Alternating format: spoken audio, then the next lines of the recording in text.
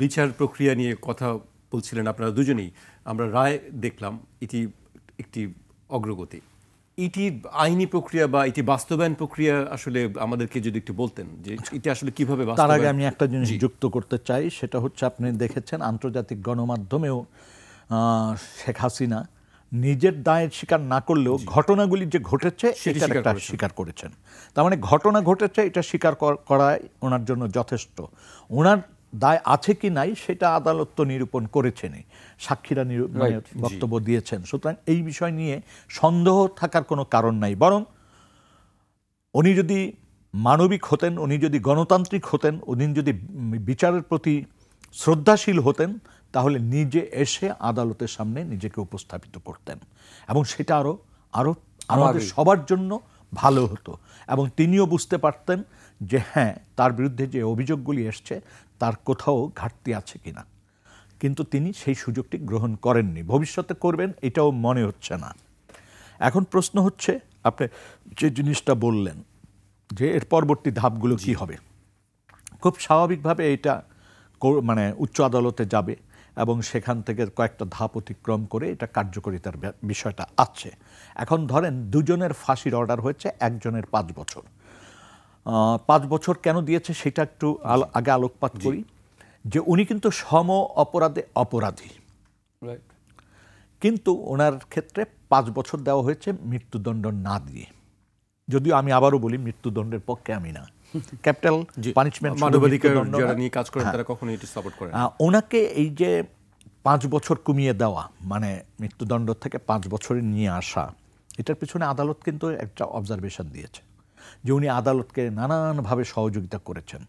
আবার এইটাও ঠিক যে উনি ওনার কৃতকর্মের সময় উনি স্যাংশন পেয়েছিলেন আমেরিকার। ওনার কাজ নিয়ে তখন থেকেই প্রশ্ন ছিল এবং উনি সেই আইজি যিনি কিনা পরপর 2 বার, একবার 1.5 বছর আর একবার 1 বছর ওনার এক্সটেনশন হয়েছিল। অর্থাৎ ওনার 2.5 বছর আগেই চলে যাওয়ার কথা ছিল, কিন্তু এই 2.5 বছর উনি কিন্তু অতিরিক্ত উপরিভোগ করেছেন। তো এগুলিও কিন্তু এখন আসবে, এই বিষয়গুলি আসবে। তবে আদালতকে সহযোগিতার জন্য আদালত যে রায়টা দিয়েছেন সেইখানে আমাদের কোনো মন্তব্য থাকা উচিত না। আরেকটা জিনিস, আদালতের রায় নিয়ে যৌক্তিক কোনো প্রশ্ন থাকলে সেটা তো অবশ্যই মানুষ করতে পারে, কিন্তু যৌক্তিক প্রশ্ন ছাড়া এইটাকে নিয়ে কথা বলা। এবং একটা জিনিস খুব দুঃখজনক, সেটা হচ্ছে বাংলাদেশে সবসময় একটা অংশ মানুষ ঘুমিয়ে থাকে, গন্ডার যেমন ঘুমায় থাকে এরকম একটা অংশ। ধরেন আওয়ামী লীগের আমলে আওয়ামী লীগের যারা পক্ষের লোক ছিল তারা ঘুমাইছিল, কোনো চিন্তা করা নাই। এখনও আওয়ামী লীগের বিরোধী যারা, তাদের ভিতরে অনেক ক্ষেত্রে আমি দেখছি যে ঘুমিয়ে থাকার চেষ্টা করা। কিন্তু সত্য কথাটা বলতে হবে। যেমন ফারুক সাহেব একটা কথা বললেন যে অন্য কোনো ঘটনা অনাকাঙ্ক্ষিত, আজকে 32 নাম্বার নিয়ে যেটা হচ্ছে এটা তো কোনোভাবে কাঙ্ক্ষিত না। 1 বছর পরে এসে আমাদের মনে রাখতে হবে দেশটাকে আমাদের সাজাতে হবে। ফ্যাসিজমকে তাড়িয়ে যদি আমার মাথায় ফ্যাসিজম কাজ করে, আমার কাজে মননে যদি ওই ফ্যাসিজমের ভাষা বেঁধে থাকে, তাহলে আমি কিভাবে এই দেশকে গণতান্ত্রিক করব? এক ফ্যাসিস্টের হাত থেকে কি আমরা মানসিকভাবে আরেক ফ্যাসিস্টের দিকে যাচ্ছি? এই প্রশ্নটা থেকেই যাবে। বরং আজকের দিনে আমাদের খুব কার্যকর কিছু কাজ করতে হবে। সেটা হচ্ছে যাতে এই বিচারটি বিভিন্ন পর্যায়ে অতিক্রম করে বাস্তবায়িত হয়। যেমন একটা প্রশ্ন করতে পারেন যে 2 জন যাদের ফাঁসির অর্ডার হয়েছে তারা তো দেশেই নাই।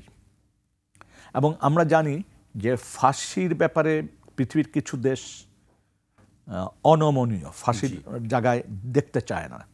তো এখন আছে তারা 2 জনই আমাদের জানা মতে বিভিন্ন মাধ্যমে যা জেনেছি যে তারা ভারতে আছে।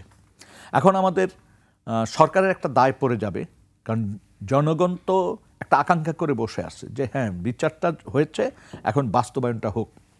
সেই ক্ষেত্রে ভারতের সাথে আমাদের কথা বলা উচিত।